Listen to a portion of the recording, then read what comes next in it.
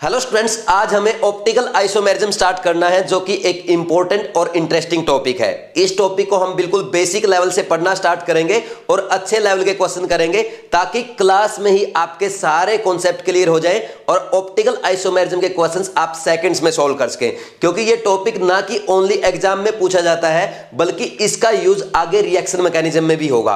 और इस टॉपिक पे हम लगभग 4 लेक्चर लगाएंगे, तो सभी लेक्चर्स को आपको बड़े ध्यान से सुनना है, अच्छे से नोट्स बनाना है, रिवाइज करना है और ज्यादा से ज्यादा क्वेश्चन प्रैक्टिस करना है। देखो, मैं तो क्लास में आपको क्वेश्चन प्रैक्टिस अच्छे से करवाऊंगा ही, ज्यादा से ज्यादा क्वेश्चन प्रैक्टिस करेंगे। इसके बाद भी आपको क्वेश्चन बैंक से क्वेश्चन प्रैक्टिस करना है। तो स्टार्ट करते हैं हम टॉपिक ऑप्टिकल आइसोमेरिज्म। तो सबसे पहले हेडिंग डाल लो ऑप्टिकल आइसोमेरिज्म। तो देखो, ऑप्टिकल आइसोमर्स किसे कहते हैं?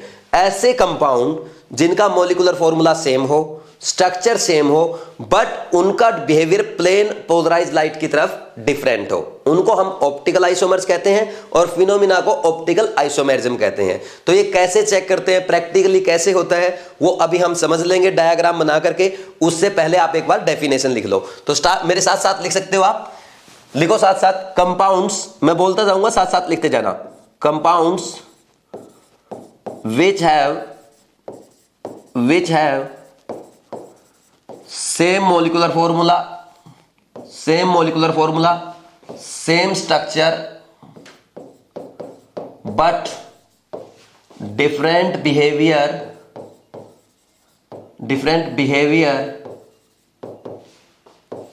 towards plane polarized light, towards plane polarise light, यानी पीपीएल इसको शॉर्ट में बोल देंगे हम, है ना, वो भी ब्रैकेट में आप लिख लेना। But different behaviour towards plane polarise light, यानी PPL, called optical isomers and phenomena is known as optical isomerism, and phenomena is known as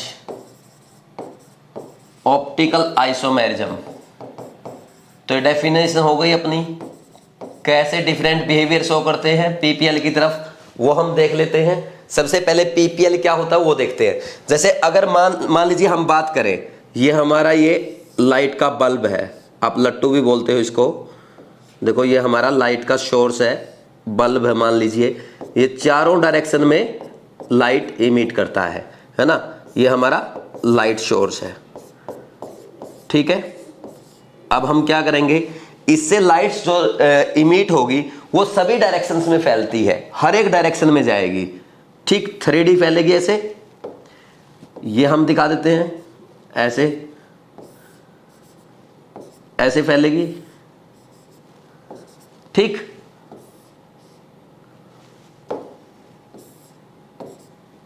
ये सभी डायरेक्शन में आपकी लाइट है, इसको हम ऑर्डिनरी लाइट कहते हैं, ऑर्डिनरी लाइट कहेंगे, जो सभी डायरेक्शन में फैलती है, ठीक। फिर इसके बाद इस लाइट को हम क्या करते हैं, निकोल प्रिज्म से पास करते हैं। ये हमारा निकोल प्रिज्म है, निकोल प्रिज्म।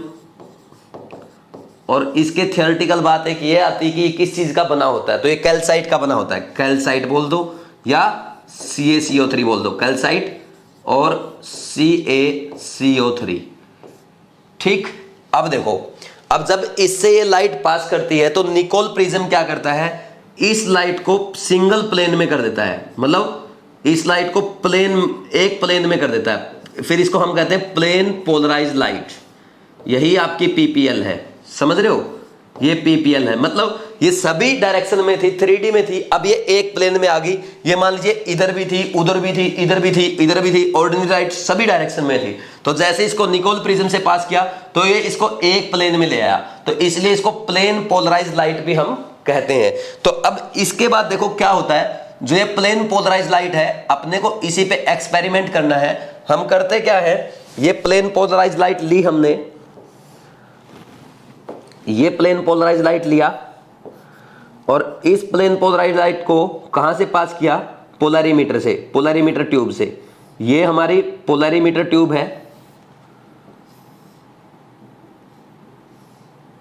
ये मान लीजिए हमारी पोलैरिमीटर ट्यूब है और इसमें हमने ऑर्गेनिक सब्सटेंस डाल दिया जिसको हमें चेक करना है ऑप्टिकली एक्टिव है या नहीं। This is called polarimeter tube. Polarimeter tube, बात समझ में आई। अब इससे जब लाइट पास करती है तो ये लाइट के साथ छेड़छाड़ करता है। कौन करता है? Organic substance. देखो ये पोलैरिमीटर है, पोलैरिमीटर ट्यूब है, तो पोलैरिमीटर ट्यूब से हम प्लेन पोलराइज लाइट को पास करते हैं। तो अब ये ऑर्गेनिक सब्सटेंस इस लाइट के साथ छेड़छाड़ करता है। छेड़छाड़ क्या करेगा? या तो इसको क्लॉकवाइज डायरेक्शन में मूव करवा दे, या एंटी क्लॉकवाइज डायरेक्शन में मूव करवा दे, या इसको सीधी ऐसे की ऐसे पास करने दे। तीन कंडीशन बनती है। देखो मैं बना के दिखाता हूं। एक तो क्या कर सकता है, ये जो हमारी लाइट ऐसे थी, ये हमारी प्लेन पोलराइज लाइट थी, तो मान लीजिए इस प्लेन में थी, इसको ऐसे रोटेट करा दे। हालांकि आपको बोर्ड पे 2D दिखेगा, लेकिन आप कंसीडर कर ले, ये ऐसे मान लीजिए इसने क्या किया, ऐसे इसको क्लॉकवाइज रोटेट करा दिया, CW लिख दिया। और मान लीजिए इस लाइट को ये हो सकता है क्या करे, एंटी क्लॉकवाइज रोटेट करा दे। कैसे? ये थी हमारी मान लीजिए प्लेन पोलराइज लाइट और इसको इसने ऐसे रोटेट करा दिया, एंटी क्लॉकवाइज, एंटी क्लॉकवाइज, ठीक। और तीसरा केस क्या बनता है, ये एज इट इज पास कर जाए लाइट, मतलब कोई रोटेशन इसमें ना हो। समझ आ रही बात? तो इसको जब ये क्लॉकवाइज रोटेट कराता है इसको, तो इसको हम बोलते हैं डेक्स्ट्रो रोटेटरी, डेक्स्ट्रो रोटेटरी, ठीक। और इसको डी या स्मॉल डी या प्लस से भी शो करते हैं। और जब ये एंटी क्लॉकवाइज रोटेट करवाता है तो हम इसको लीवो रोटेटरी कहते हैं, ठीक। ये कहलाएगा स्मॉल एल या माइनस से शो करते हैं। बात समझ में आई?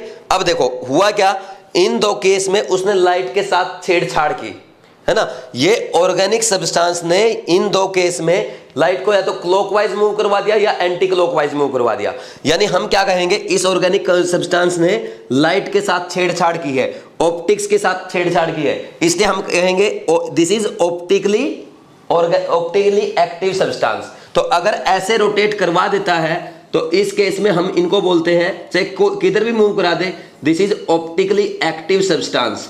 और मान लीजिए ये लाइट के साथ कोई भी छेड़छाड़ नहीं करता है, देन इसको क्या कहेंगे, optically inactive substance, optically inactive substance इस केस में। बात समझ में आई? ऑप्टिकली इनएक्टिव मतलब उसने लाइट की तरफ कोई भी बिहेवियर शो नहीं किया। और मान लीजिए क्लॉकवाइज या एंटी क्लॉकवाइज उस प्लेन पोलराइज लाइट को मूव करवा देता है, तो उसको हम कहेंगे ऑप्टिकली एक्टिव सब्सटेंस। अगर क्लॉकवाइज मूव करवाता है, क्लॉकवाइज रोटेट करवाता है, then it is called dextro rotatory, small D से रिप्रेजेंट करते हैं या प्लस से भी रिप्रेजेंट करते हैं।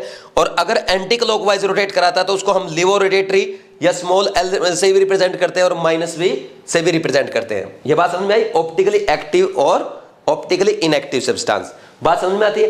अब जो आप ये देख रहे हो, जो पूरा प्रोसीजर आपने देखा है, ये पूरा प्रोसीजर किस में होता है? ये पोलैरिमीटर में होता है। जो इंस्ट्रूमेंट में पूरा प्रोसीजर किया जाता है, पूरा ये एक्सपेरिमेंट हम करते हैं, तो लैब में उसको हम कहते हैं पोलैरिमीटर, ठीक। और ये सिंपल जहां पे ऑर्गेनिक सब्सटेंस डालते हैं उसको कहते हैं पोलैरिमीटर ट्यूब। बात समझ में आई? तो ये ऑप्टिकल एक्टिविटी चेक करने के लिए ये आपका एक्सपेरिमेंट था जो प्रैक्टिकली किया जाता है। बात समझ में आई?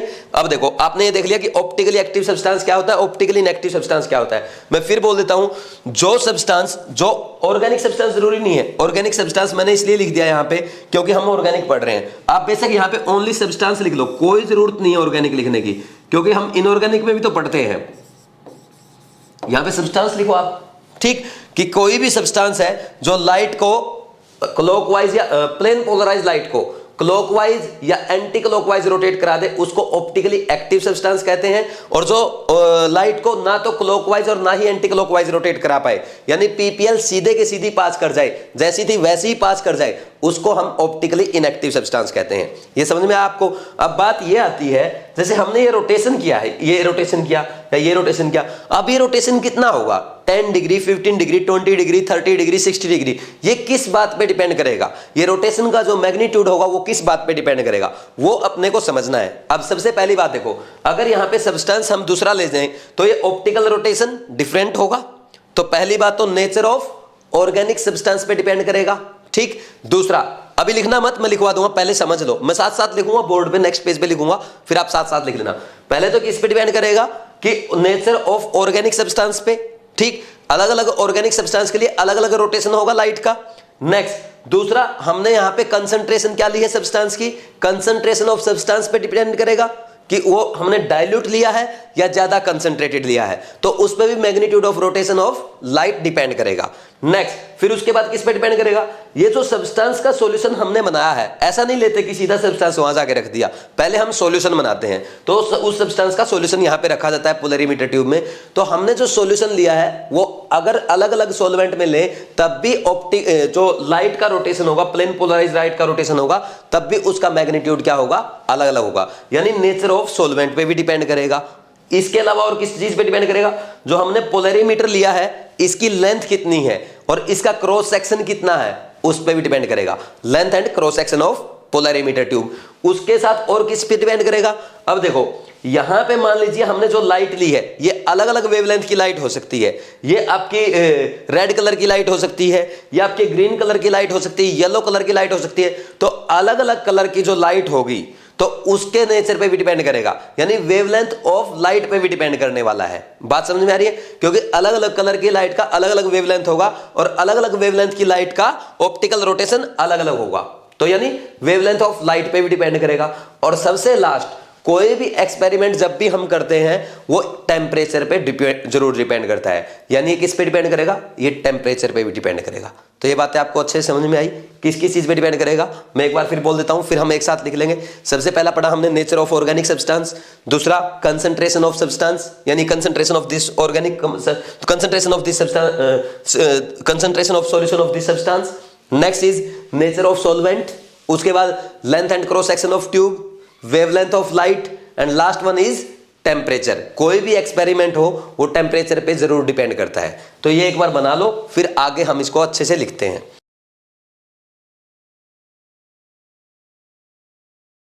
अब नेक्स्ट लिख लो जो हमने पढ़ा था कि magnitude of rotation of PPL depends upon. अब वन बाय वन लिख लेंगे, मेरे साथ साथ लिख लो।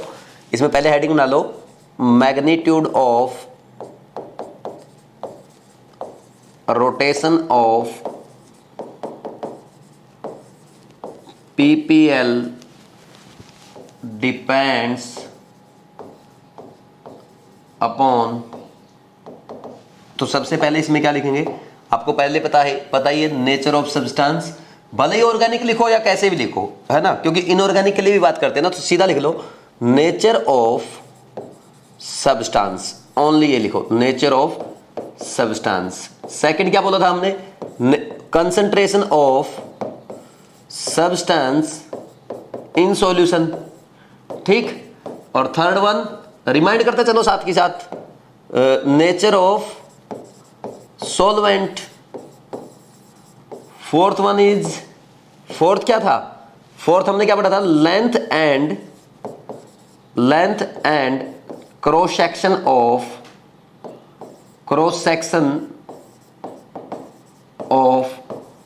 पोलरीमीटर ट्यूब, इस पे भी डिपेंड करेगा, ठीक। और किस पे डिपेंड कर रहा है, वेवलेंथ ऑफ लाइट पे भी डिपेंड करता है, ठीक। और आपको लास्ट तो पता ही है, टेम्परेचर पे तो कोई भी एक्सपेरिमेंट डिपेंड करेगा ही करेगा, एक्सपेरिमेंटल टेम्परेचर। ये हो गए, साथ के साथ आपने लिख लिए। इसमें टाइम सेव किया करो, समझने में जब आप समझते हो ना तब आप कॉपी पेन रख दिया करो, और जब मैं समझाता हूं तब ध्यान से सुना करो। जब मैं लिखता हूं उस टाइम साथ साथ लिख लिया करो, जैसे मैं थियरी लिख रहा हूं, ठीक, ये आपके लिए नोट्स बन रहे, तो आप भी साथ के साथ अच्छे से लिख लिया करो। लेकिन ये नहीं है कि आप पहले ये देखे जा रहे हो, इससे बोर हो जाओगे, ठीक। लिखते टाइम साथ लिख लिया करो, ठीक। और लेक्चर इंटरेस्टिंग तब बनेगा जब समझाते टाइम आप मेरी बात समझोगे। जैसे ही मैंने बोला इधर देखो, समझो ध्यान से, उस टाइम समझना है। जैसे अब नेक्स्ट हम करते हैं, नेक्स्ट लिखो सम इंपॉर्टेंट डेफिनेशन, ये भी भले ही साथ साथ लिख लो, इंपॉर्टेंट डेफिनेशंस। थोड़ी देर ये थियोरेटिकल चीजें चलेगी, अपने को पढ़ना जरूरी है, क्योंकि जो फर्स्ट टाइम पढ़ रहे हैं उनको भी अच्छे से समझ में आना बहुत जरूरी है। फर्स्ट डेफिनेशन क्या आती है, फर्स्ट डेफिनेशन आती है ऑप्टिकल एक्टिविटी। Optical activity. ठीक, ऑप्टिकल एक्टिविटी किसे कहते हैं कि अभी हमने देखा ऑप्टिकली एक्टिव सब्सटेंस यानी tendency to rotate plane polarise light. Optically active substance किसे कहेंगे? जो प्लेन पोलराइज लाइट को रोटेट करा दे क्लॉकवाइज या एंटी क्लॉकवाइज, और उसकी रोटेट कराने की टेंडेंसी को ही, उसके प्लेन पोलराइज लाइट को रोटेट कराने की टेंडेंसी को ही हम क्या कहते हैं? ऑप्टिकल एक्टिविटी कहते हैं। तो इसमें लिख लो tendency to rotate PPL is called optical activity. ठीक, second one is optically active substance which, इसमें क्या बोलोगे? विच रोटेट PPL, चाहे वो क्लॉकवाइज करे या एंटी क्लॉकवाइज करे, अपने को मतलब नहीं है। सब्सटेंस विच रोटेट PPL, उसको क्या कहेंगे? Optically active substance. थर्ड क्या आएगा? Optically inactive substance which cannot rotate PPL is called optically inactive substance। तो ये हमने पढ़ा, ये बेसिक डेफिनेशन है। अब इसके बाद जो स्टार्ट होने वाली है वो इंटरेस्टिंग भी है और आपको अच्छे समझ में भी आएगी, आपको मजा भी आएगा। तो अपने को एक एक करके अच्छे से देखनी है, ठीक है? चलो भाई स्टार्ट करते हैं, आगे बढ़ते हैं। यहां पे एक लाइन लगा लेते हैं। अब नेक्स्ट है fourth, chiral molecule. Chiral molecule, अब ये कहां से आया ये वर्ड? पहले अपने को इसकी इंग्लिश समझनी पड़ेगी। तो कायरल आया है कायरो से। Cairo means hand. देखो आपने पढ़ा होगा ना कायरोग्राफी, कायरोग्राफी। तो कायरो मीन्स होता है हैंड, और ग्राफी आता है ग्राफिन वर्ड रूट से। ग्राफिन मीन्स टू राइट, तो कायरोग्राफी होता है हैंड राइटिंग। ठीक, तो कायरो का मतलब क्या है? हैंड। अब जो हमारा ये हाथ है ये अनसिमेट्रिक है। ठीक, ये अनसिमेट्रिसिटी को रिप्रेजेंट करता है। बात समझ में आ रही है? तो हम क्या कहते हैं? अनसिमेट्रिक मॉलिक्यूल जो होंगे, हाथ की तरह जो अनसिमेट्रिक होंगे, उनको हम कायरल मॉलिक्यूल कहते हैं। तो ऐसे आपको ध्यान रखना है। तो इसमें लिख लो unsymmetric molecule are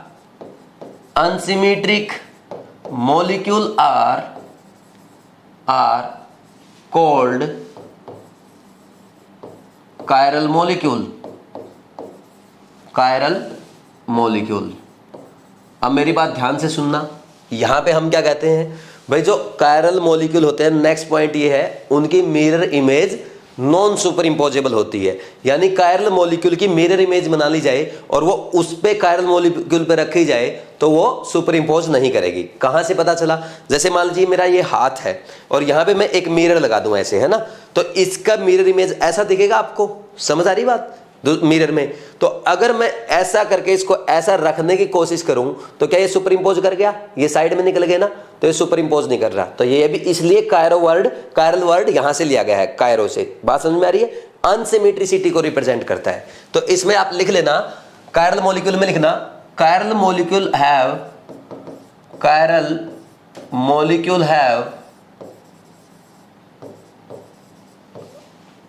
non super imposable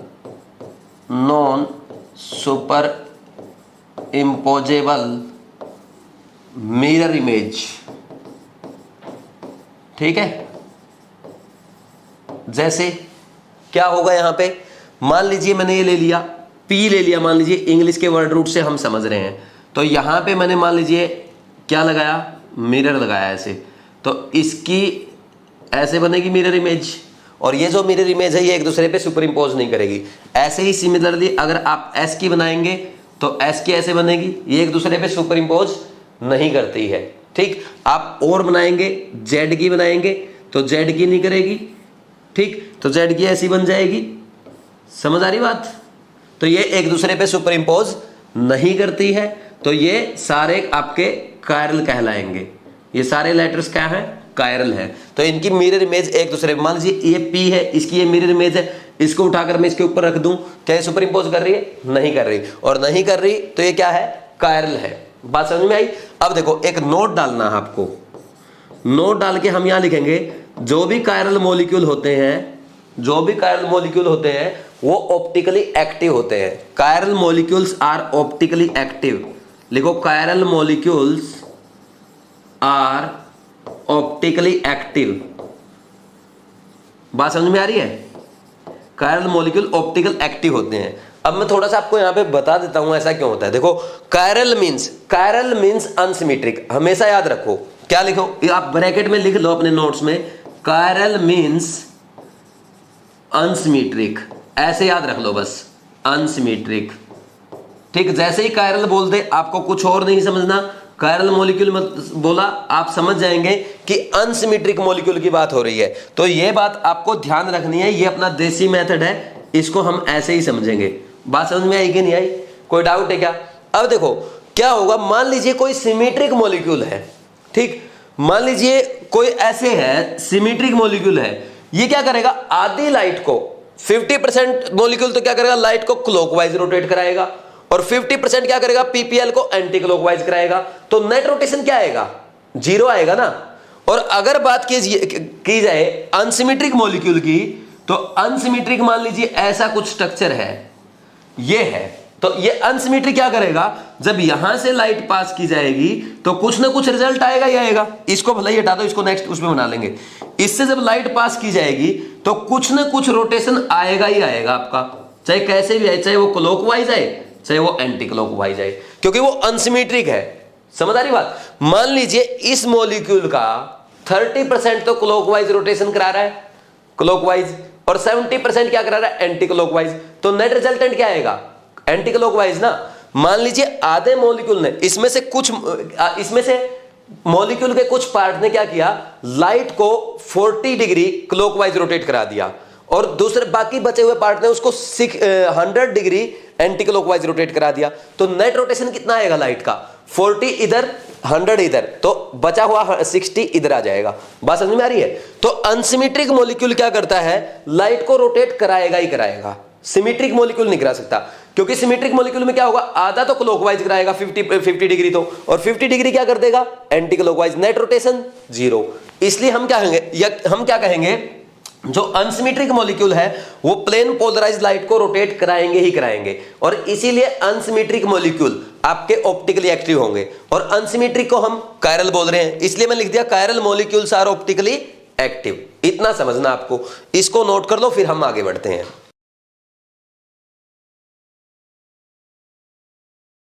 अब नेक्स्ट लिखो आप, ए कायरल मॉलिक्यूल, ए कायरल मॉलिक्यूल। तो इसमें हम क्या लिखेंगे, symmetric molecule are, symmetric molecules are called A chiral molecule. Achiral means chiral का उल्टा, are called A chiral molecule. बात समझ में आ रही है? और इसमें हम कहेंगे कि जो ए कायरल मॉलिक्यूल होते हैं उनकी जो मिरर इमेज होती है वो सुपर इंपोजेबल होती है ना। ए कायरल मॉलिक्यूल हैव, लिखो, a chiral molecule have superimposable mirror image, superimposable mirror image of each other. ठीक, मिरर इमेज ऐसा लिख दो बस, सुपर इंपोजेबल मिरर इमेज। समझ आ रही बात? जैसे मैं आपको बना के दिखा देता हूं, मान लीजिए यहां पे ऐसा लिख दिया जाए, ये जैसे ए है तो ए की मिरर इमेज बनाओ, तो ए की मिरर इमेज ए पे ही सुपर इंपोज करेगी या नहीं करेगी? ठीक है। मान लीजिए एच की आप बना रहे हो तो एच की मिरर इमेज इस पे सुपर इंपोज करेगी कि नहीं करेगी? ठीक। और किसकी बना रहे हो, मान लीजिए आप टी की बना रहे हो, यहां पे ये एच की हुई, मान लीजिए टी की बना रहे हो तो टी की भी सुपर इंपोज करेगी कि नहीं करेगी? मान लीजिए आप यू की बना रहे हो तो यू की भी सुपर इंपोज करेगी कि नहीं करेगी? ठीक। चाहो तो ऐसे आप सभी लेटर्स के चेक कर सकते हो। बात समझ में आई? अब जो ये क्या है, ए कायरल मॉलिक्यूल क्या है, सिमेट्रिक मॉलिक्यूल है। अब सिमेट्रिक मॉलिक्यूल का काम क्या है, सिमेट्रिक मॉलिक्यूल लाइट को क्या करेगा, बिल्कुल आधा तो क्या करेगा, क्लॉकवाइज रोटेट कराएगा और आधा एंटी क्लॉकवाइज रोटेट कराएगा। नेट रोटेशन क्या आएगा, 0 आएगा। ठीक। तो यहां पे हम क्या बोलेंगे, नेक्स्ट देखो, नोट डाल लेंगे एक, ए कायरल मॉलिक्यूल, ए कायरल मॉलिक्यूल या दैट इज सिमेट्रिक मॉलिक्यूल, ऐसा भी लिख सकते हो, एक ही बात है, symmetric molecule are optically active, optically inactive. बात समझ में आ रही है, इसमें कोई डाउट अपने को नहीं होना चाहिए। ठीक, मान लीजिए कोई भी सिमेट्रिक मॉलिक्यूल है, हमने एग्जैक्ट सिमेट्रिक मॉलिक्यूल ले लिया, यहां से हमने लाइट पास की, तो लाइट पास करने के बाद ये लाइट ऐसी की ऐसी मिलेगी। ठीक, थीटा क्या आएगा इसका 0। ठीक, ये क्या ऑप्टिकली इनएक्टिव सब्सटेंस को रिप्रेजेंट करता है। कोई डाउट है क्या इसमें? समझ आ रहा है? नेट थीटा 0 आ जाएगा। मान लीजिए इसका आधा पार्ट लाइट को इधर रोटेट कर रहा है, आधा इधर रोटेट कर रहा है, लेकिन नेट रोटेशन 0 आएगा। और अनसिमेट्रिक के केस में क्या था कि कहीं से तो कुछ रोटेशन आ रहा है, कहीं से कुछ रोटेशन आ रहा है, नेट रोटेशन कुछ ना कुछ आएगा, चाहे क्लॉकवाइज आए चाहे एंटी क्लॉकवाइज आए। और प्लेन पोलराइज लाइट को रोटेट अगर कर दिया, चाहे 0.1 डिग्री से किया हो, हम उसको क्या कहेंगे? ऑप्टिकली एक्टिव सब्सटेंस कहेंगे। और नेट रोटेशन अगर 0 आया तो उसको हम ऑप्टिकली इनएक्टिव सब्सटेंस कहेंगे। ये बात समझ में आती है? ये डेफिनेशन हो गई आपकी, ये मेरे ख्याल में 5th नंबर की थी। ठीक, अब 6th नंबर की देखो, इसमें बहुत सारे स्टूडेंट्स कंफ्यूज होते हैं। इसमें लिखो chiral centre. Chiral centre, chiral means unsymmetric और सेंटर मींस कोई भी ऐसा सेंटर या पॉइंट या एटम जो अनसिमेट्रिक हो, जिसके अराउंड ज्योमेट्री अनसिमेट्रिक हो जाए, है ना? किसके कारण होगी, कैसे होगी भाई? कायरल सेंटर किसे कहेंगे? ऐसा sp3 हाइब्रिडाइज्ड एटम जो चारों डिफरेंट एटम या ग्रुप से जुड़ा हो, उसको हम क्या कहते हैं? कायरल सेंटर कहते हैं। बात समझ में आई? तो इसमें लिख लो chiral centre, any sp3 hybridised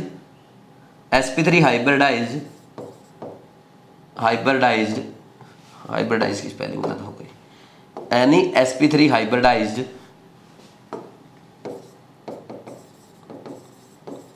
atom which is attached to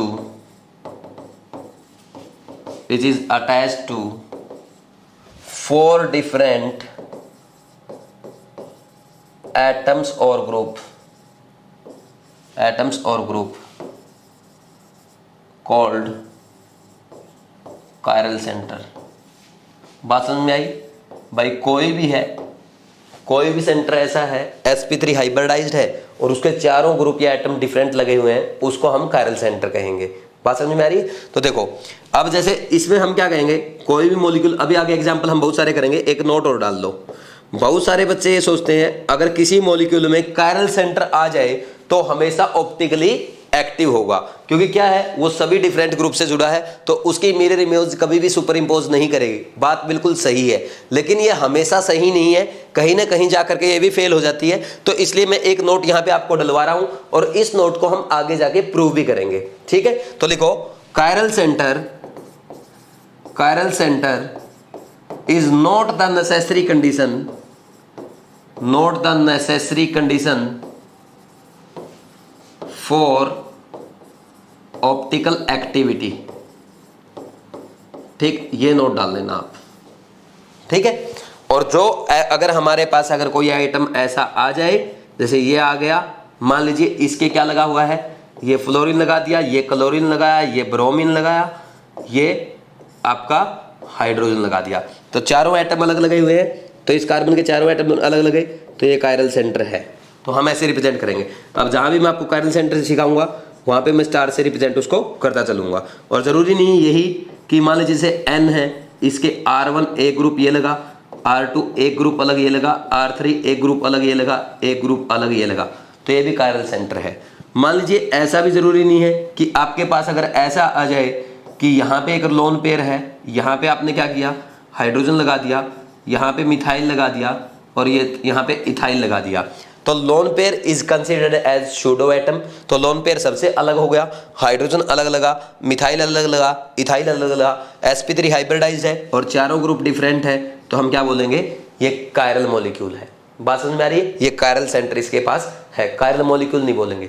chiral molecule बोलना गलत है, क्योंकि कायरल मॉलिक्यूल बोलते ही वो ऑप्टिकली एक्टिव हो जाएगा, और किसी में कायरल सेंटर प्रेजेंट है और वो ऑप्टिकली एक्टिव है जरूरी नहीं है। बात समझ में आ रही है? आगे इसको हम गलत प्रूव करके दिखाएंगे। जैसे मान लीजिए ये आ जाए आपके पास, ये एनायन आ जाए, ठीक, यहाँ पे H आ गया, यहाँ पे CH3 आ गया, यहाँ पे Cl आ गया, एक लोन पेयर है, एक हाइड्रोजन, एक मिथाइल, एक क्लोराइड, चारों डिफरेंट है, sp3 हाइब्रिडाइज है कार्बन, तो ये कायरल सेंटर होगा। बात समझ में आ रही है? और दे दे कोई भी, मान लीजिए आपको ऐसा दे दे H D T और Cl, तो इस पे चारों डिफरेंट लगे हैं, तो इसके पास कायरल सेंटर है। तो ऐसे चेक करते हैं। ये एग्जाम्पल हो गए, इसके अलावा हम और एग्जाम्पल्स करते हैं। एक बार आप ये नोट कर लो, फिर हम थोड़ा और आगे बढ़ते हैं। लिखो इसको जल्दी से।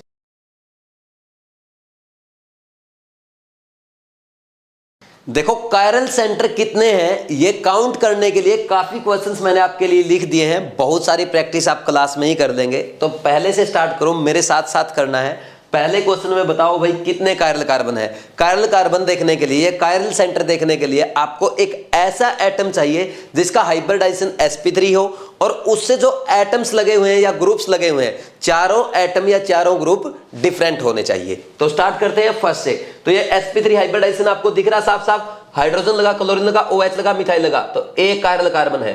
तो यहां पे एक कायरल कार्बन बोल दोगे, एक कायरल सेंटर है ना।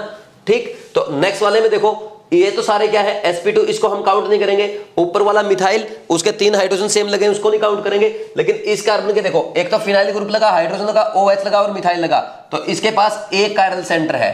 समझ आई कि नहीं आई बात? नेक्स्ट वाले में देखो, यहां पे ये तो क्या है sp2 हाइब्रिडाइजेशन है सारे, यहां पे sp3 ये दोनों, यहां पे मिथाइल लगा है CH3, यहां पे CH3, तो क्या आ गया? सेम आ गया, सेम हाइड्रोजन आ गए 3-3। तो यहां पे इस वाले पे अगर चेक करेंगे, एक हाइड्रोजन, यहां पे इधर मिथाइल सेम हो गए, तो जीरो कायरल कार्बन।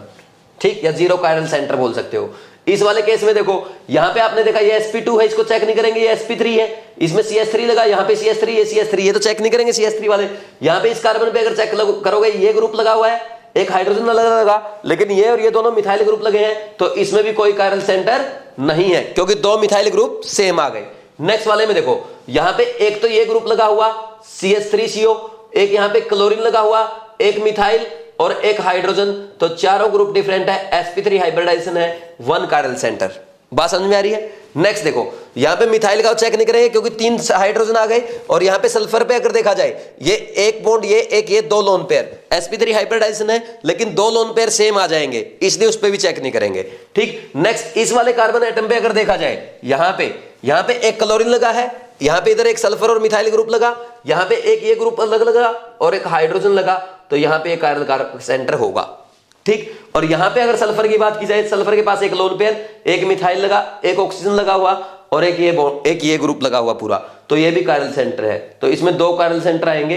हो सकता है आप सल्फर वाला भूल गए हो, क्योंकि सल्फर में एक लोन पेयर लगा हुआ है, एक ऑक्सीजन लगा हुआ है, एक मिथाइल और एक ये पूरा ग्रुप लगा हुआ है। बात समझ में आ रही है? नेक्स्ट वाला देखो, अगर इसमें बात की जाए, इसमें क्या है, इसमें आपने देखा क्या है कि ये सारे sp2 हाइब्रिडाइज है, और जो sp3 हाइब्रिडाइज है तो उसके पास 3 सेम हाइड्रोजन है, तो 0 कायरल सेंटर आ जाएगा। कर लेंगे ऐसे। नेक्स्ट वाले में देखो, यहां पे ये वाले जो कार्बन आपको दिख रहे हैं, ये वाला है, ये वाला है, ये वाला है, ये वाला, ये सारे CH2 ग्रुप लगे हुए हैं। ठीक, तो ये क्या होंगे, इनको तो हम काउंट नहीं करेंगे क्योंकि 2 हाइड्रोजन सेम है उनके पास। ये देखो, ये sp3 हाइब्रिडाइज है, यहां पे एक मिथाइल लगा, एक हाइड्रोजन लगा हुआ है। ठीक, तो अब इधर चलो, इधर चले आप, क्या है CH2 लगा, इधर भी CH2, इधर चले CH2, इधर चले CH2, फिर इधर से भी CH, इधर से भी CH और उसके मिथाइल लगा हुआ, तो दोनों साइड से आने पे सेम मिल रहा है, तो हम क्या कहेंगे, ये कायरल सेंटर नहीं है। सिमिलरली ये भी कायरल सेंटर नहीं होगा, क्योंकि आप अगर यहां पे मिथाइल लगा, हाइड्रोजन लगा, लेकिन इधर जाएंगे या इधर से जाएंगे, सेम ग्रुप आ रहे हैं, तो हम बोलेंगे इसमें कोई कायरल सेंटर नहीं है, 0 कायरल सेंटर है। सिमिलरली नेक्स्ट वाले में चेक करेंगे, ये भी सेम केस है, मिथाइल लगा, हाइड्रोजन लगा, इधर चले CH2, इधर CH2, आगे CH2, उससे आगे CH2 जुड़ा है, फिर CH जुड़ा, CH से इथाइल जुड़ा, चाहे आप इधर से आ जाओ चाहे इधर से आ जाओ, सेम ग्रुप आ रहा है, तो हम क्या बोलेंगे, ये कायरल सेंटर नहीं है। सिमिलरली इसको भी चेक करेंगे, इसके पास भी 0 कायरल सेंटर है। बात समझ में आई कि नहीं आई? इसी तरह से नेक्स्ट वाले का चेक जब आप करेंगे, यहां पे ये कार्बन है, यहां पे इसके मिथाइल लगा और हाइड्रोजन लगा, और इधर से आओगे CH2, इधर से भी CH2, सिमेट्री का, इसमें भी 0 कायरल सेंटर आएगा। बात समझ में आ रही कि नहीं आ रही? ठीक, नेक्स्ट देखो, ये जो क्वेश्चन है, इसमें अगर देखा जाए, ये CH2 हाइब्रिडाइज, उनको चेक ही नहीं करना है। इस पे क्या है, एक मिथाइल लगा, एक हाइड्रोजन लगा, और इधर गए तो CH2 ग्रुप लगा हुआ है, और इधर गए तो CH3 ग्रुप लगा हुआ है, तो ये इधर वाला ग्रुप डिफरेंट है, इधर वाला ग्रुप डिफरेंट है, और हाइड्रोजन मिथाइल ऑलरेडी डिफरेंट लगे हैं, तो ये कायरल सेंटर होगा। नेक्स्ट वाले में सिमिलरली यहां पे इधर गए CH2 ग्रुप लगा है, इधर गए CH3 लगा, यहां पे मिथाइल लगा और यहां पे हाइड्रोजन लगा, तो चारों ग्रुप डिफरेंट है। ये भी कायरल सेंटर है, sp3 हाइब्रिडाइज भी है और ये क्या बोल देंगे, 2 कायरल सेंटर आपके इसमें आ जाएंगे। बात समझ में आ रही है? ऐसे अपने को चेक करना रहता है। नेक्स्ट देखो, ये वाला क्वेश्चन जैसे है, यहां पे अगर इस कार्बन पे देखेंगे तो इस कार्बन पे इधर CH2 ग्रुप लगा, एक हाइड्रोजन लगा, एक क्लोरीन लगा और इधर क्या लगा इसके CHCl, तो ये ग्रुप और वो ग्रुप डिफरेंट है, ये कायरल सेंटर होगा। सिमिलरली आप उसको चेक करेंगे, वो भी कायरल सेंटर आएगा, तो 2 कायरल सेंटर इसमें आ जाएंगे। आपको खुद को चेक करना होगा। समझ आ रही बात? एक बार फिर बता देता हूं, देखो ये इसके हाइड्रोजन लगा, एक क्लोरीन लगा, नीचे आओगे CH2 ग्रुप लगा हुआ है, इधर जाओगे CH और उसके Cl लगा हुआ है, तो दोनों डिफरेंट हो गए, तो ये कायरल सेंटर होगा। और सिमिलरली इसको देखोगे, यहां पे एक क्लोरीन लगा, यहां पे एक हाइड्रोजन लगा, ठीक, क्लोरीन हाइड्रोजन अलग, इधर CH2 ग्रुप लगा हुआ है, इधर जो ग्रुप जुड़ा है CHCl जुड़ा है, ये अलग है, तो ये चारों ग्रुप डिफरेंट है, ये कायरल सेंटर है। 2 कायरल सेंटर इसमें हो गया। अब नेक्स्ट चेक करो। नेक्स्ट आप अगर देखेंगे, यहां पे देखो, इस कार्बन पे देखो, बाकी ये तो CH2 हाइब्रिडाइज है। अब इस कार्बन पे अगर आप देखेंगे तो यहां पे ये कार्बन, ये इसके हाइड्रोजन लगा, यहां पे मिथाइल लगा हुआ है, उधर गए CH2 ग्रुप लगा, इधर गए यहां पे CH और ये मिथाइल, तो उधर अलग ग्रुप लगा, इधर अलग ग्रुप लगा, ये कायरल सेंटर होगा।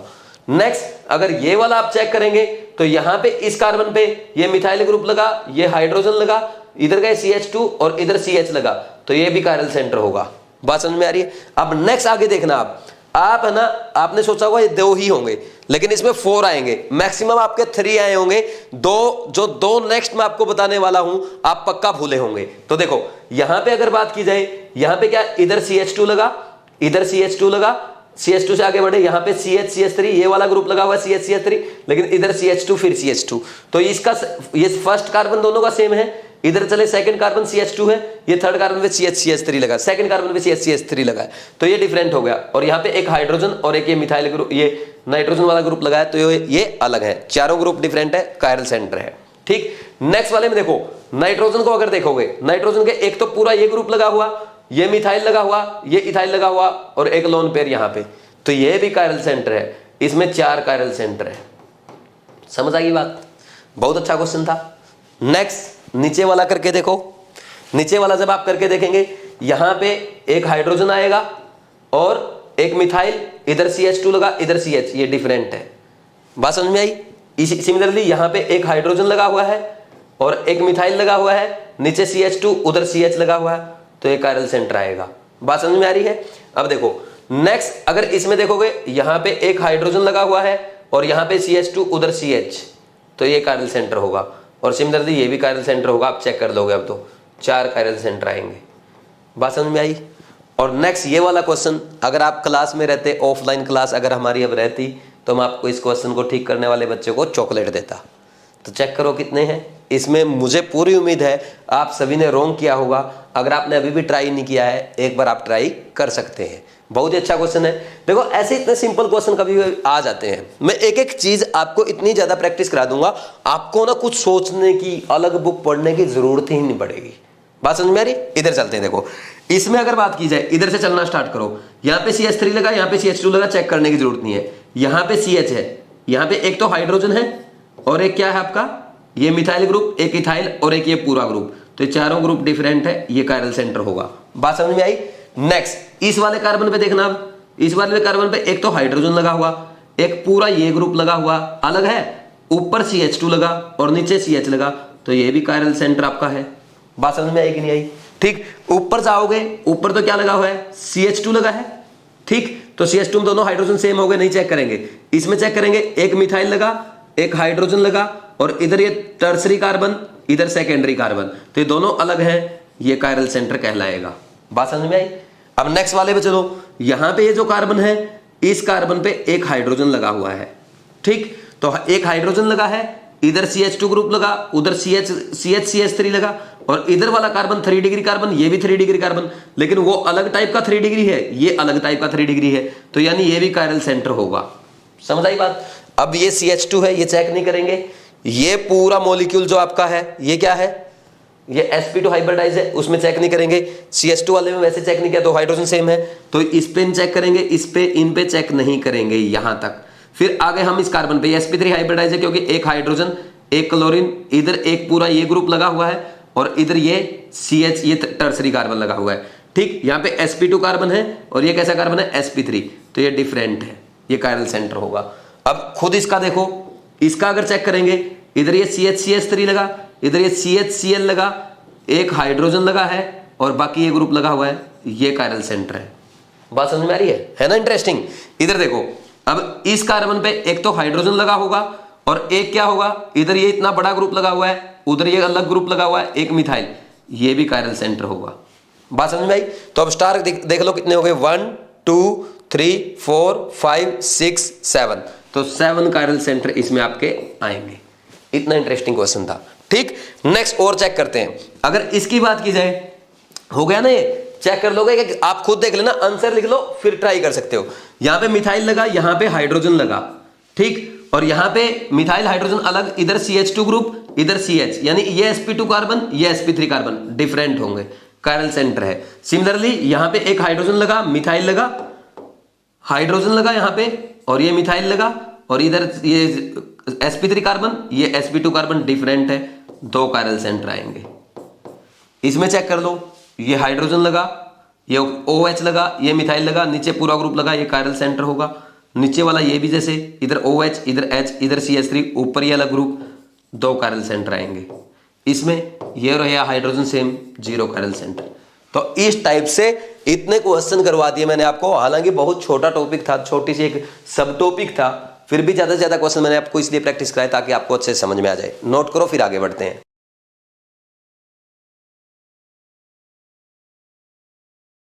नेक्स्ट लिखो condition for optical activity. Next topic क्या है अपना, कंडीशन फॉर ऑप्टिकल एक्टिविटी, यानी हमारा कंपाउंड ऑप्टिकली एक्टिव कब होगा। ठीक है, तो इसमें मेरे साथ साथ लिख लो, फिर बाद में आपको एक चीज मैं समझा दूंगा। पहले लिख लो, थियरी लिख लो। A molecule is optically active if it is chiral, और कायरल का मतलब क्या है, unsymmetric. If it is chiral और अनसिमेट्रिक, ये बात समझ में आई है? ठीक, अगर कोई भी कंपाउंड कायरल हो जाए यानी अनसिमेट्रिक हो जाए, वो ऑप्टिकली एक्टिव होगा, ये बात हम समझते हैं। और जहां भी कायरल लिखा दिख जाए, आप उसी टाइम समझ जाना कि अनसिमेट्रिक बोल रहा है। बात समझ में आ रही है? मैंने पीछे लिखवा दिया आपको, कायरल मींस अनसिमेट्रिक, इतना ध्यान रखो। ठीक, अब हम ये भी बोल सकते हैं, a molecule is optically active और if it has non superimposable mirror image, non superimposable mirror image, एक ही बात है। ठीक, अगर non superimposable mirror image होगी तो वो अनसिमेट्रिक होगा, तो ऑप्टिकली एक्टिव होगा, बात एक ही है। ठीक, अब नेक्स्ट क्या है, वही आपको कैसे पता चलेगा कंपाउंड इज अनसिमेट्रिक, है ना? लिखो अब इसमें, which compound is unsymmetric, question बना लो। ठीक, तो हम लिखेंगे compound in which element of symmetry is absent called unsymmetric compound. ठीक, compound in which element of symmetry is absent is called unsymmetric compound. ठीक, तो अब आपके लिए नई चीज आ गई, एलिमेंट ऑफ सिमेट्री। अब आप क्या बोलोगे, what is element of symmetry, तो एलिमेंट ऑफ सिमेट्री जो है वो 3 टाइप की होती हैं। ठीक, तो एलिमेंट ऑफ सिमेट्री आपकी 3 टाइप की है। पहली है सेंटर ऑफ सिमेट्री,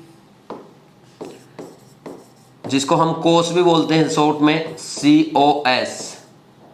ठीक, and second one is plane of symmetry. ठीक, इसको हम POS भी बोलते हैं, POS। ठीक, third is axis of symmetry. ये 3 एलिमेंट ऑफ सिमेट्री होते हैं। ठीक, ये तीनों ही एब्सेंट होने चाहिए अगर कोई मॉलिक्यूल को ऑप्टिकली एक्टिव होना है। देखो, लेकिन हम एक काम करेंगे, जब भी हम कंपाउंड ऑप्टिकल एक्टिव है या नहीं है अपने को ये चेक करना है, तो हम ओनली दो ही चीजें चेक करते हैं, क्या? Centre of symmetry and plane of symmetry. भले ही आप इस चीज को याद रखने के लिए यहां पे नोट डाल लो, इफ लिखो, if in A compound COS and POS is absent, then it is optically active। बात समझ में आई? यानी हम देखो, एलिमेंट ऑफ सिमेट्री तो 3 होते हैं, लेकिन कभी भी क्वेश्चन में अपने को 2 ही चेक करने हैं।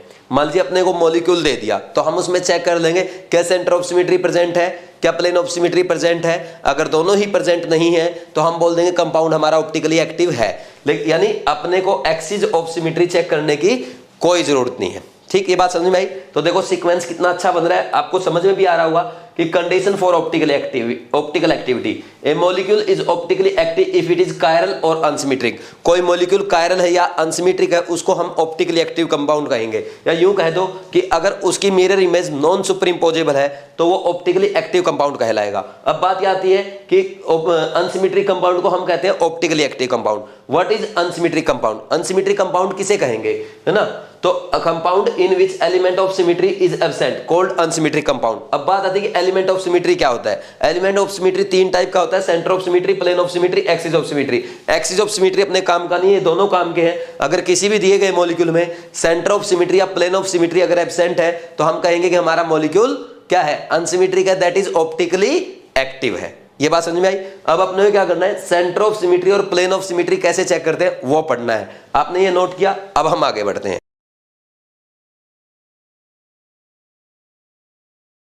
अब देखो, अपने को सेंटर ऑफ सिमेट्री और प्लेन ऑफ सिमेट्री क्या है वो पढ़ना है। तो सबसे पहले हेडिंग डाल दो centre of symmetry. Centre of symmetry कैसे चेक करते हैं वो अब हम सीखेंगे। बहुत आसान है, इजीली समझ में आ जाएगा। अब देखो सेंटर ऑफ सिमेट्री क्या होता है, मतलब नेम से ही पता चल रहा है, सेंटर ऑफ सिमेट्री यानी ऐसा सेंटर जहां से हमारा मॉलिक्यूल सिमेट्रिक नजर आए। ठीक, कि ऐसा सेंटर जहां से पूरा मॉलिक्यूल क्या सिमेट्रिक नजर आए। यानी हम क्या कहेंगे, जैसे मान लीजिए मैं इस रूम में खड़ा हूं और ये रूम सिमेट्रिक है, तो मैं क्या कहूंगा, इस रूम के सेंटर पे खड़ा होने के बाद मुझे उस डायरेक्शन में जो दिखाई दे रहा है, ये सेंटर है, इससे उस डायरेक्शन में मैंने देखा, फिर बिल्कुल अपोजिट डायरेक्शन में इक्वल डिस्टेंस पे मैंने देखा, अगर सेम कॉर्नर है, यानी या ऐसे देखा इस डिस्टेंस से उस कॉर्नर पे और इक्वल डिस्टेंस अपोजिट डायरेक्शन, ये कॉर्नर सेम है। ऊपर देखा equal distance opposite direction same है, नीचे ऊपर नीचे सेम है, आगे पीछे सेम है, तो मैं क्या कह दूंगा, ये रूम जो हमारा है सिमेट्रिक है। यानी इक्वल डिस्टेंस पे अपोजिट डायरेक्शन में सेम हो जाए, equal distance opposite direction same आ जाए, तो मैं क्या कहूंगा, हमारा रूम सिमेट्रिक है। बात समझ में आ गई? अब मॉलिक्यूल में क्या कहेंगे, मॉलिक्यूल में एक ऐसा इमेजिनरी पॉइंट या सेंटर जिससे इक्वल डिस्टेंस पे अपोजिट डायरेक्शन में अगर सेम एटम या ग्रुप हो तो उसे हम क्या कहेंगे, सेंटर ऑफ सिमेट्री कहेंगे। बात समझ में आ गई? तो ये डेफिनेशन लिख लो, एन इमेजिनरी पॉइंट और centre in a molecule from where at equal distance in opposite direction, at equal distance in opposite direction same atom or group are present। an imaginary point or center in a molecule from where at equal distance नहीं लिखा मैंने, यहां पे इसको लिखो equal distance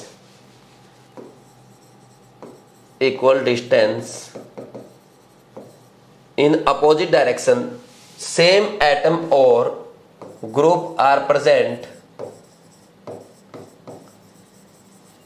then it is called center of symmetry।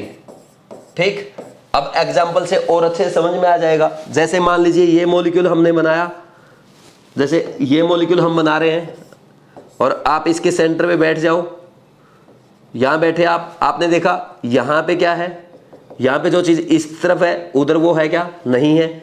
इस direction में जो है वो इस डायरेक्शन में है क्या, अपोजिट डायरेक्शन में है क्या, इक्वल डिस्टेंस पे नहीं है, तो इसमें सेंटर ऑफ सिमेट्री प्रेजेंट नहीं है।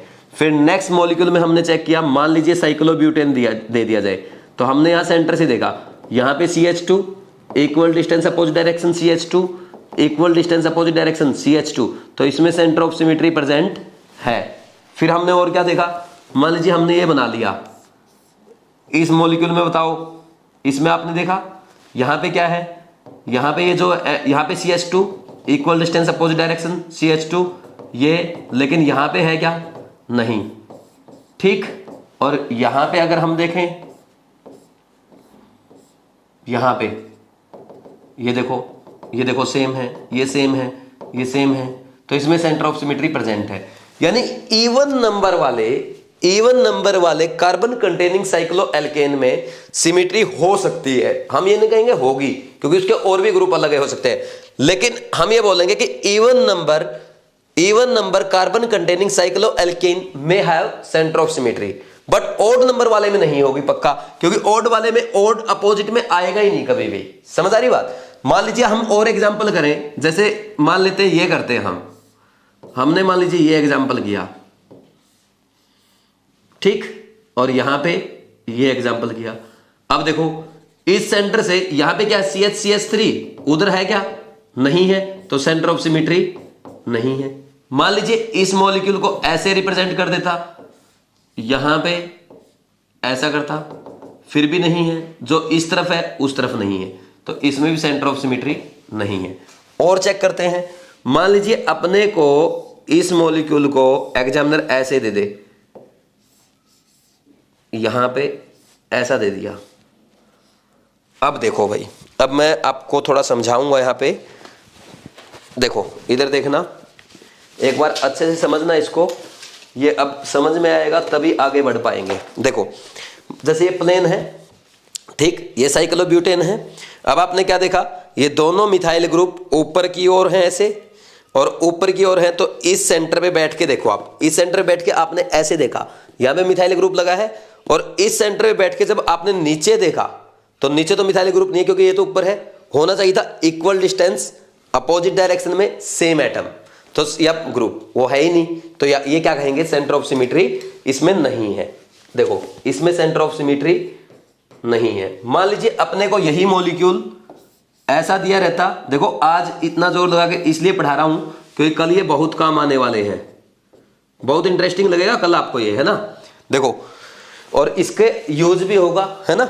यहां पे क्या करेंगे हम, देखो जैसे ये देखा हमने सेंटर ऑफ सिमेट्री, यहां से देखा, यहां पे क्या है, मिथाइल है, और नीचे भी हमने क्या देखा, देखो अपोजिट डायरेक्शन में इक्वल डिस्टेंस अपोजिट डायरेक्शन में नीचे भी मिथाइल लगा हुआ है। इस बार इससे इधर गए और इससे नीचे आए, यानी ये इक्वल डिस्टेंस, ठीक। फिर अपोजिट डायरेक्शन में देखा, दोनों जगह मिथाइल है, तो हम बोलेंगे सेंटर ऑफ सिमेट्री प्रेजेंट है। बात समझ में आई कि नहीं आई।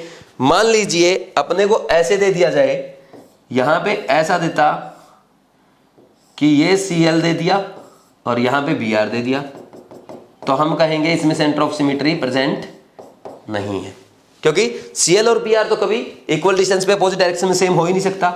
मान लीजिए ये क्वेश्चन मेरे को ऐसा दिया रहता, यहां पे मान लीजिए Cl और यहां पे Cl, यहां पे Br और यहां पे Br, तो सेंटर से चेक करो, इधर बाहर की ओर Br है और उससे इक्वल डिस्टेंस अपोजिट डायरेक्शन में Br है, यहां बाहर की or equal distance opposite direction में Cl है। कैसे है बता देता हूं।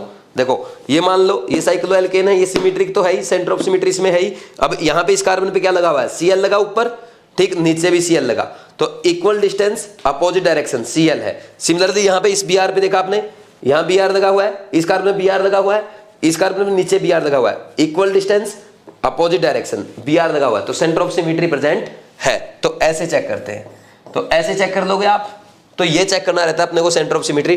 काफी क्वेश्चन हो गए, बाकी आगे जो क्वेश्चंस हम करेंगे उसमें आपकी और प्रैक्टिस हो जाएगी। जैसे मान लीजिए आपको ये दे दिया, जैसे ये है सिस्टोब्यूटिन, ठीक, तो आप देखो इक्वल, यहां पे सेंटर पे बैठ के देखो, तो सेंटर पे बैठ के आपने देखा उधर CH3 है, इधर CH3 है क्या? नहीं है, तो इसमें सेंटर ऑफ सिमेट्री नहीं है। अगर मान लीजिए हम ऐसे चेक करते, ऐसे चेक करते, यहां CH3, यहां H, ये H, ये CH3, तो यहां पे सेंटर पे देखा, यहां पे कार्बन, इधर carbon, equal distance opposite distance carbon, equal distance opposite direction दोनों methyl, equal distance opposite direction hydrogen, तो इसमें सेंटर ऑफ सिमेट्री प्रेजेंट है। सिस में नहीं है, ट्रांस में है। ये एग्जांपल और लिख लो, फिर हम आगे बढ़ते हैं।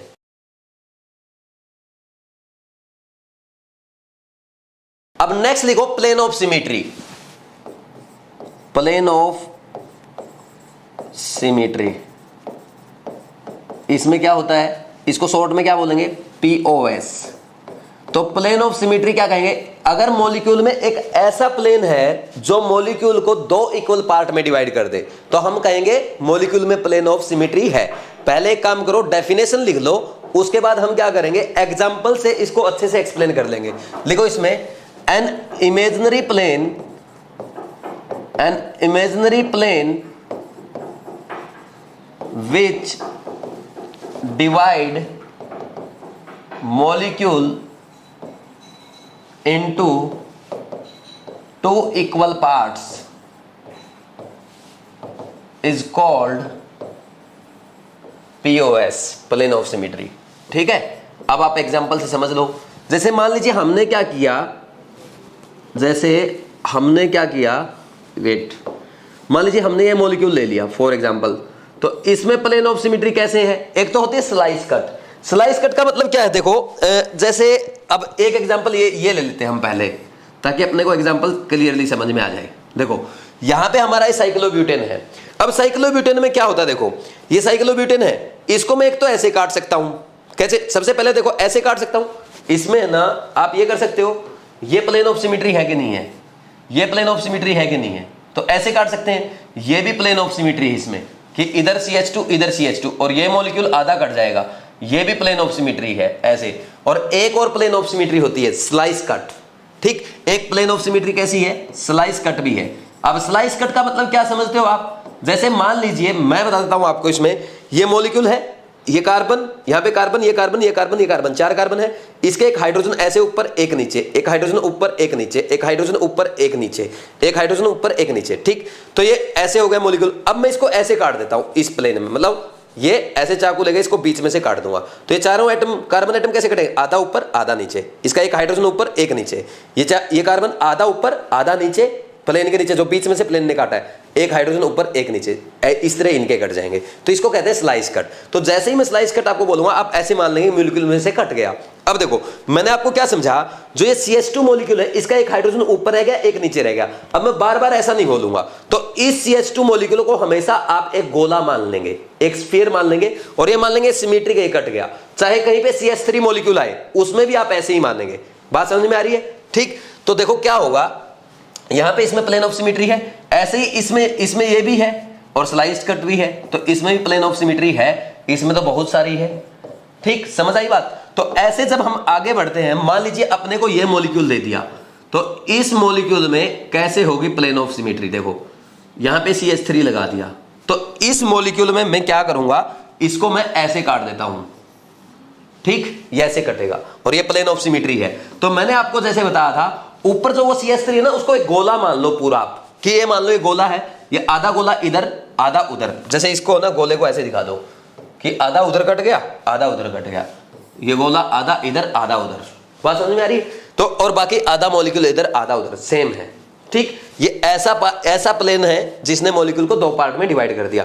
अब समझो एक्चुअल में हो क्या रहा था, जो CH3, जैसे अब ये CH3 ऐसे जुड़ा हुआ है, ये CH3 ऐसे जुड़ा हुआ है ना, तो इसको ऐसे ही जुड़ा हुआ है, इसको अगर हम ऐसे काट देंगे, ये हाइड्रोजन आधा इधर आधा इधर, और ये हाइड्रोजन इधर बच गया, इधर आधा इधर, एक इधर बच गया। ये CH3 मॉलिक्यूल है ना, उसको बता रहा हूं काट के।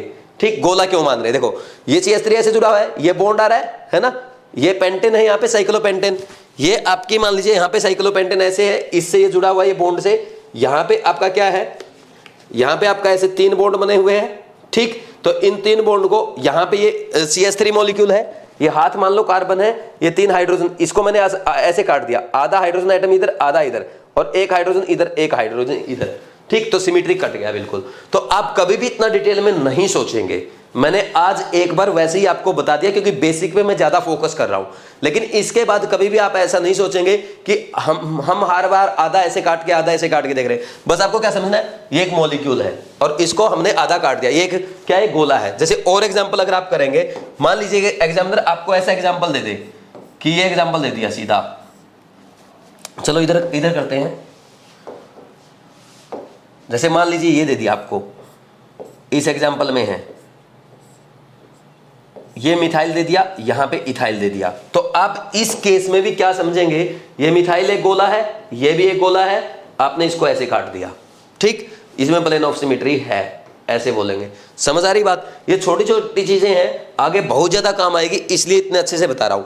आपको कभी भी मिथाइल को मिथाइल नहीं समझना है, मिथाइल हो या इथाइल हो, चाहे आपको CWS दे दो, आप उसको गोला मान लो, अपने आप कट जाएगा वो, ठीक, समझ आ रही बात? अब नेक्स्ट और मॉलिक्यूल हम एग्जांपल हम करते हैं, जैसे मान लीजिए आपको ये एग्जांपल दे दिया जाए, यहां पे Cl दे दिया, यहां भी Cl दे दिया, ठीक, या CH3 दे दिया, तो इसमें प्लेन ऑफ सिमेट्री है, कैसे है, ये ऐसे काट दो, देखो इससे ये इक्वल डिस्टेंस पे CH2, इधर भी CH2, इधर CH2, इतने डिस्टेंस पे CH2, यहाँ पे CH, यहाँ पे CH, और ऊपर देखो दोनों क्या लगे हुए हैं, ये ऐसे CH3 लगे हुए हैं और ये बीच में मिरर है, ठीक, समझ आई नहीं बात? तो ये प्लेन ऑफ सिमेट्री इसमें है, प्लेन ऑफ सिमेट्री प्रेजेंट है। मान लीजिए और एग्जाम्पल करवा दे अपने को, ऐसा एग्जाम्पल कोई दे दे,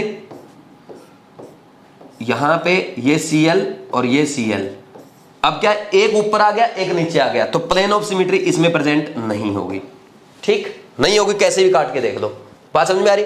अगर मान लीजिए ऐसा आ जाता, अगर मान लीजिए ऐसा आ जाता, यहां पे Cl और यहां पे मान लीजिए Cl की बजाय Br ले लिया मैंने, ठीक, तो इसमें आप क्या करोगे, यहां पे आप एक काम करो, ये मान लो जैसे ये क्या है, ये साइक्लोहेक्सागन है, ये ऐसे इस पे बनी हुई है मान लो, ठीक, तो ये यहां पे Cl लगा, ये नीचे Br लगा, ठीक है, तो मैं क्या करूंगा, इसको ऐसे काट दूंगा, तो ऐसे काटूंगा तो ये Cl आधा इधर और नीचे वाला आधा Br इधर आधा इधर, और इस प्लेन में आधा साइक्लोहेक्सेन इधर आधा इधर, ठीक, तो ऐसे कटेगा ये, समझ आ रही बात? तो इनको ऐसे काटना पड़ेगा, थोड़ा सा आपको बेसिक समझना पड़ेगा, यहां पे ऐसे काट दूंगा मैं इसको, तो इसमें प्लेन ऑफ सिमेट्री प्रेजेंट है, ठीक। तो इस पे बहुत सारे क्वेश्चन कल अपने को करने हैं, आज के लिए इतने क्वेश्चन काफी हैं, ठीक। तो ये देखो, इसमें एक क्वेश्चन और मैं करा देता हूं, जैसे बेंजीन में अगर आपसे पूछा जाए कितनी प्लेन ऑफ सिमेट्री है, तो ये अच्छा क्वेश्चन है, ये बेंजीन आपका, इसमें कितनी प्लेन ऑफ सिमेट्री है, ये क्वेश्चन आता है, ठीक। तो इसमें मैं आपको बना के दिखाता हूं, चाहे तो आप एक बार खुद कोशिश कर सकते हैं, क्योंकि अच्छा क्वेश्चन है, डायरेक्ट भी पूछ लिया जाता है। देखो सबसे पहले तो मैं क्या करूंगा, ये जो आपके है ना, ये सेंटर टू सेंटर काट दूंगा, देखो ये एटम्स को एटम टू एटम काट दिया ऐसे, एक तो ये हो गई, दूसरी प्लेन ऑफ सिमेट्री आपकी ये होगी, यहां पे ये वाली, ठीक। चाहे देखते चलो, जैसे इसने काटा आधा मॉलिक्यूल इधर आधा इधर, अब इसने ऐसे काटा आधा ऊपर आधा नीचे, अब ये भी तो काट सकता है ऐसे, ठीक है कि नहीं है? 3 प्लेन ऑफ सिमेट्री हो गई।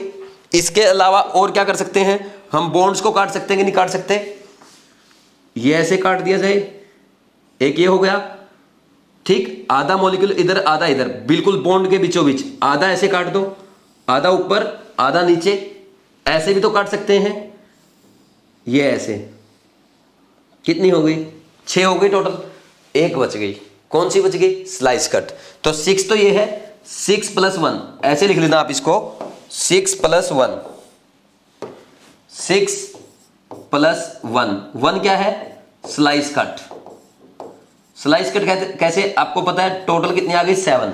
स्लाइस कट मतलब बेंजीन को उसी के प्लेन में काट देंगे, बेंजीन प्लेनर मॉलिक्यूल है, उसी के प्लेन में काट दो, आधे ऊपर बचेगा मॉलिक्यूल, आधे उधर ऊपर, जैसे ये सारे कार्बन है यहां लगे हुए हैं ऐसे, ठीक, ऐसे 6 कार्बन लगे हुए, इसको ऐसे काट दो बीचों बीच प्लेन में, है ना, स्लाइस कट, जैसे केक काटते हैं ना ऐसे, तो वैसे काट दो, समझ आ रही बात? केक को तो ऐसे ऐसे काटते हैं, लेकिन अगर हम ऐसे काट दें तो ऐसे भी तो काटा जा सकता है ना, बात समझ में आ रही है, ठीक। तो ये आपको समझ में आया कि नहीं आया? तो इसमें 7 आपकी प्लेन ऑफ सिमेट्री होती है, ये आपको ध्यान रखना है, एक बार इसको अच्छे से नोट कर दो।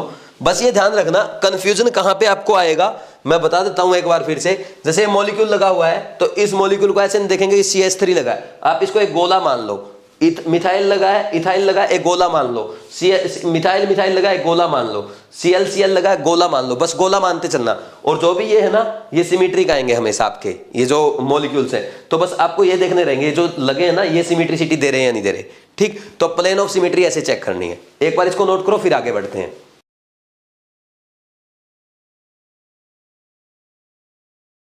अब नेक्स्ट लिखो, how to check optical activity. How to check optical activity. अब इसमें हम 3 केस बनाते हैं, ध्यान से सुनना। तो 3 पॉसिबिलिटी है, क्या है, 3 पॉसिबिलिटी बनती है। कैसे कैसे बनेगी? सबसे पहले हम क्या बनाएंगे, क्योंकि वैसे मैं सीधे डायरेक्ट क्वेश्चन करा सकता हूं आपको कि चेक करो मॉलिक्यूल में। देखो एक तो सीधा मेथड ये है, मॉलिक्यूल में अगर सेंटर ऑफ सिमेट्री या प्लेन ऑफ सिमेट्री एब्सेंट है तो हमेशा ऑप्टिकली एक्टिव होगा। सीधा सिंपल सा फंडा है। लेकिन फिर भी मैं 3 केस इसलिए बना रहा हूं, मान लीजिए स्टेटमेंट वाला क्वेश्चन कभी टफ बना करके आपको दे दे, वो क्वेश्चन भी आप सॉल्व कर पाओ। लेकिन कभी भी आपसे डायरेक्ट एग्जाम में क्वेश्चन पूछा जाता है कि कंपाउंड ऑप्टिकली एक्टिव है या ऑप्टिकली इनएक्टिव है, उस केस में आप ये चेक करेंगे मॉलिक्यूल में सेंटर ऑफ सिमेट्री या प्लेन ऑफ सिमेट्री कोई भी एक या दोनों प्रेजेंट है तो मॉलिक्यूल ऑप्टिकली इनएक्टिव है, अगर दोनों ही एब्सेंट है तो मॉलिक्यूल ऑप्टिकली एक्टिव है। बात समझ में आ रही है? दोनों में से कोई एक प्रेजेंट है, सेंटर ऑफ सिमेट्री या प्लेन ऑफ सिमेट्री, या दोनों ही प्रेजेंट है तो मॉलिक्यूल ऑप्टिकली इनएक्टिव है। अगर दोनों एब्सेंट है, जरूरी है दोनों का एब्सेंट होना, दोनों एब्सेंट होगी तो मॉलिक्यूल ऑप्टिकली एक्टिव है। तो सीधा वैसे चेक करना है। लेकिन ये चीज जो मैं आपको सिखा रहा हूं ये स्टेटमेंट वाले क्वेश्चंस के लिए है। 3 पॉसिबिलिटी यहां पे बनती है। सबसे पहली पॉसिबिलिटी ये बनती है, if molecule have only 1 chiral centre. दूसरी पॉसिबिलिटी ये बनती है, if molecule have more than 1 chiral centre. Next, if molecule have no chiral centre. ठीक, समझ आई बात? अब देखो, अगर मॉलिक्यूल के पास एक ही कायरल सेंटर है, देन इसमें लिखना, then molecule is always optically active. Molecule is always optically active. ठीक, समझ आई बात? तो लेकिन ये जरूरी नहीं कि ऑप्टिकली एक्टिव हो। एक केस मैं कल करवाऊंगा आपको कि एक केस ऐसा भी होता है जिसमें मॉलिक्यूल ऑप्टिकली इनएक्टिव हो जाता है, उसमें कायरल सेंटर रहता है लेकिन फिर भी मॉलिक्यूल ऑप्टिकली इनएक्टिव हो जाता है। मतलब ये फिक्स नहीं है, बस हम ये जनरलाइज कर रहे हैं। और इसमें if molecule have more than 1 chiral centre then molecule may or may not be optically active. ठीक, अब लिखेंगे molecule is optically active. Molecule is optically active if it is unsymmetric. That is, क्या बोलोगे? That is COS and POS is absent. देखो, अगर molecule में एक से ज्यादा कायरल सेंटर है तो मॉलिक्यूल ऑप्टिकली एक्टिव भी हो सकता है और नहीं भी हो सकता। ठीक, अगर मॉलिक्यूल अनसिमेट्रिक है तो ऑप्टिकली एक्टिव होगा, यानी उसमें सेंटर ऑफ सिमेट्री या प्लेन ऑफ सिमेट्री एब्सेंट है तो ऑप्टिकली एक्टिव होगा, अदरवाइज ऑप्टिकली इनएक्टिव होगा। नेक्स्ट केस में if molecule have no chiral centre then it may be optically active, may or may not B. इसमें भी same case है, बिल्कुल सेम लिखना है, मे और may not be optically active। ठीक, molecule is optically active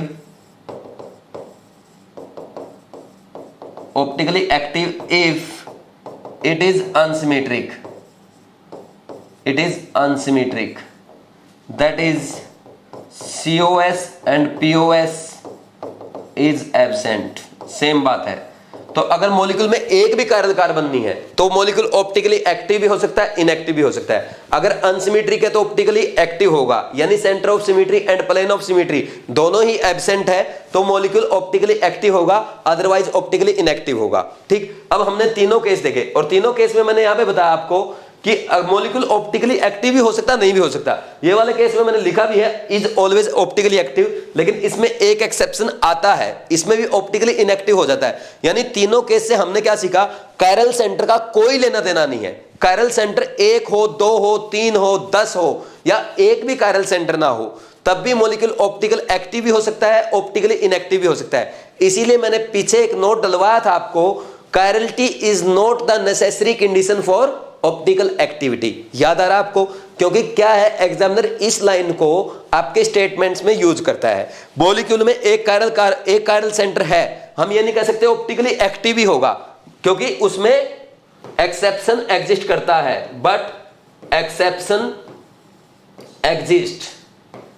ठीक, क्योंकि अगर एक भी एक्सेप्शन आ गया हम ये थोड़ा बोल देंगे कि एक कायरल सेंटर होगा तो ऑप्टिकल एक्टिव होगा ही। ये स्टेटमेंट वैसे लिख दी है मैंने, लेकिन जरूरी नहीं है कि होगा। कल हम एक एग्जांपल ऐसा करेंगे, एक कायरल सेंटर होगा फिर भी मॉलिक्यूल ऑप्टिकली इनएक्टिव होगा, और इनमें तो हमने लिखा ही है मॉलिक्यूल ऑप्टिकली एक्टिव भी हो सकता है, नहीं भी हो सकता, वो डिपेंड करेगा उसमें centre of symmetry and plane of symmetry present है या एब्सेंट है। बात समझ में आ रही? तो हम कायरलिटी को कायरल सेंटर के बेस पे मॉलिक्यूल को ऑप्टिकली एक्टिव और इनएक्टिव कभी भी नहीं बोलेंगे। कायरल सेंटर के बेस पे किसी भी मॉलिक्यूल को ऑप्टिकली एक्टिव या मॉलिक्यूल को ऑप्टिकली इनएक्टिव कहना हमेशा गलत होगा। बात समझ में आ रही है? ठीक, तो ऐसी स्टेटमेंट को कभी भी सॉलिड ना माने कि कायरल सेंटर है तो मॉलिक्यूल एक्टिव होगा, तो उस स्टेटमेंट को रॉन्ग माने, क्योंकि जरूरी नहीं है कि होगा, नहीं भी हो सकता। तो इस स्टेटमेंट में बहुत बार एग्जामिनर बच्चों को फंसाता है, बहुत सारे बच्चे मिस्टेक करते हैं, इसलिए मैंने आपको क्लियर बता दिया कि chirality is not the necessary condition for the optically activity, है ना। कायरलिटी नहीं, कायरलिटी होगी तो अगर अनसिमेट्रिसिटी होगी तो मॉलिक्यूल ऑप्टिकली एक्टिव होगा। कायरल सेंटर, दोबारा बोल रहा हूं, chiral centre is not the necessary condition for optical activity. ठीक, कायरल सेंटर कोई जरूरी कंडीशन नहीं है ऑप्टिकल एक्टिविटी के लिए। कायरल सेंटर होने पे मॉलिक्यूल ऑप्टिकली एक्टिव हो भी सकता है, नहीं भी हो सकता। कायरल सेंटर ना भी हो तब भी मॉलिक्यूल ऑप्टिकली एक्टिव हो भी सकता है, नहीं भी हो सकता। ये बात आपको अच्छे समझ में आती है। और ये 3 केस मैंने इसीलिए बनाए कि ताकि आपको अलग अलग एग्जांपल समझा सकूं, और इन 3 केस को बनाने की कोई जरूरत नहीं है, हम सीधा ये चेक करेंगे। मैं बस आपको एक बार समझा दूंगा 3 केस बना के अलग अलग, लेकिन आप हमेशा माइंड में एक बात ठान लो, आपको मॉलिक्यूल ऑप्टिकल एक्टिव है या इनएक्टिव है ये बताना है, तो आप सिंपली क्या चेक करेंगे, centre of symmetry and plane of symmetry. Centre of symmetry and plane of symmetry दोनों एब्सेंट है तो मॉलिक्यूल ऑप्टिकली इनएक्टिव है, और दोनों एब्सेंट है तो मॉलिक्यूल ऑप्टिकली एक्टिव है। Centre of symmetry and plane of symmetry दोनों एब्सेंट है तो मॉलिक्यूल ऑप्टिकली एक्टिव है। सेंटर ऑफ सिमेट्री या प्लेन ऑफ सिमेट्री कोई भी एक प्रेजेंट है या दोनों प्रेजेंट है तो मॉलिक्यूल ऑप्टिकली इनएक्टिव है। बस इतना ध्यान रखना है। देखो आज के लिए इतना काफी है। आज का लेक्चर जो आपके शेड्यूल के हिसाब से दिया गया है, इसको हम 2 पार्ट में डिवाइड करते हैं, क्योंकि आज मैं और पढ़ाऊंगा तो आपको ज्यादा समझ में नहीं आएगा। लेकिन कल जो हमने centre of symmetry and plane of symmetry आज पढ़ा है उसका बहुत यूज होने वाला है, इसलिए आप आज ज्यादा से ज्यादा फोकस किस पे करेंगे, सेंटर ऑफ सिमेट्री पे और प्लेन ऑफ सिमेट्री पे, क्योंकि कल हम ज्यादा से ज्यादा क्वेश्चन करेंगे इन 3 केस के। यानी जो अपने को कंपाउंड की ऑप्टिकल एक्टिविटी चेक करनी थी वो आज हम नहीं पढ़ रहे, कल पढ़ेंगे। और कल पहले ही मैं बता देता हूं, कल का लेक्चर लंबा रहेगा, आपको तैयार होकर के आना है। ज्यादा से ज्यादा क्वेश्चन प्रैक्टिस मैं आपको कराऊंगा, आप तैयार रहें, पूरा अच्छे से पढ़ के आए। Thank you.